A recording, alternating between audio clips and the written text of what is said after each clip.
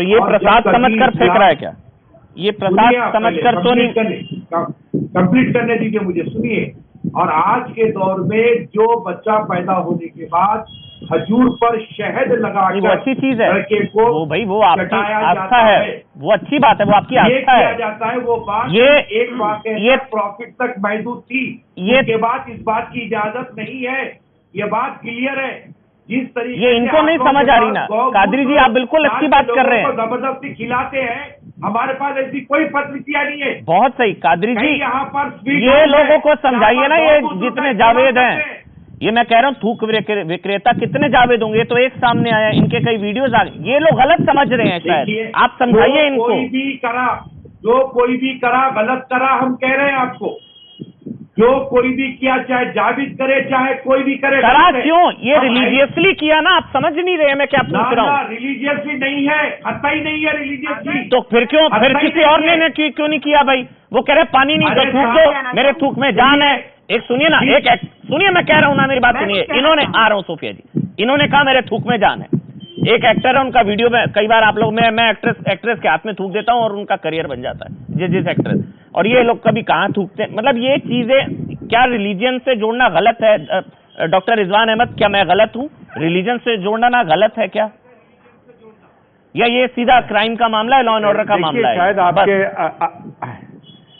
आपके एक सम्मानित, उस पर थोड़ा सा कंफ्यूजन हो गया। आपके एक सम्मानित वक्ता को ये लगा कि मैं या कादरी साहब ये बोल रहे हैं कि बच्चे के मुंह में थूका जाता है। नहीं, वो हजूर ने खजूर चबा के खिलाई थी, फिर वो एक नजीर बन गई। अब कहीं किसी कबीले में बच्चा हुआ तो कबीले के बुजुर्ग को बुलाया गया कि खजूर को मुलायम करके बच्चे के मुंह में डाल दीजिए। खैर, लेकिन अभी जब आपने जब एक ब्रेक लिया था, मैंने ये बात दो अपने भाइयों से तुरंत कंफर्म करी।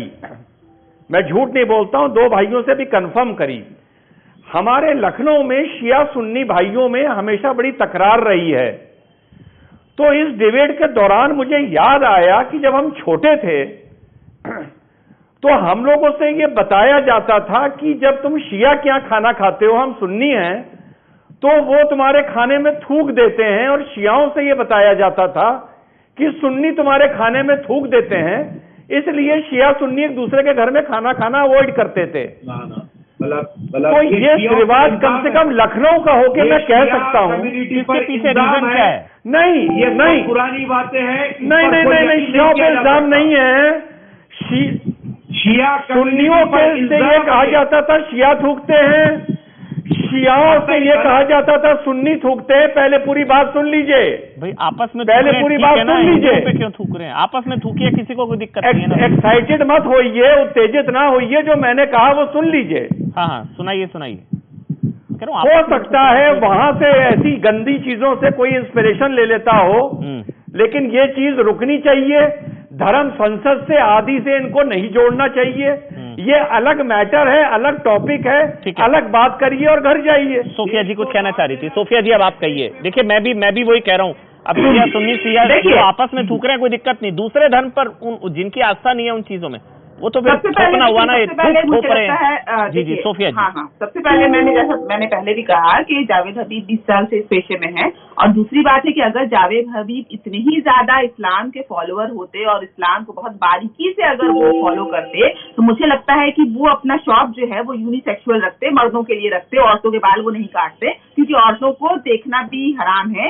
अगर हम इस्लाम की बारीकी में अगर हम जाते हैं तो एक किसी भी गैर औरत को बाल छूना या उसको काटना ये बिल्कुल हमारे धर्म से मना है, इस्लाम में मना है। अगर बारीकी से, वो तो सुविधा अनुसार धर्म का पालन होता है। और एक दूसरी चीज ये है कि अगर उनको थूकना ही होता रिलीजियस पर्पज से, तो वो बिना बोले थूक देते, शायद वो औरत को पता भी नहीं चलता, थू कर देते, हल्का सा कुछ कर देते, या हाथ से थूक के डाल देते, कुछ भी कर देते। लेकिन उन्होंने ये बोला बकायदा, और वो जानते हैं कि ये मैं अपनी सीसीटीवी में मैं कवर हो रहा हूँ, तो इसका मतलब है उन्होंने ये इंटेंशनली किया।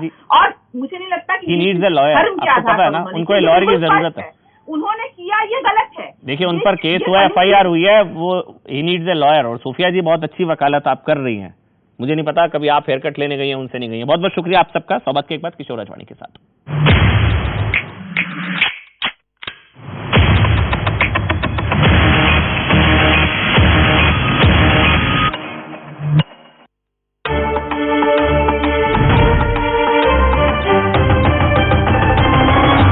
नमस्ते, मैं हूं किशोर अजवाणी। घड़ी इशारा कर रही है 9 बजे रात का। वक्त 100 बात की एक बात का। विदेश से आने वाले यात्रियों के लिए केंद्र सरकार ने दिशा निर्देश जारी कर दिए, जिनके तहत 7 दिन तक होम क्वारंटीन में रहना जरूरी कर दिया गया है।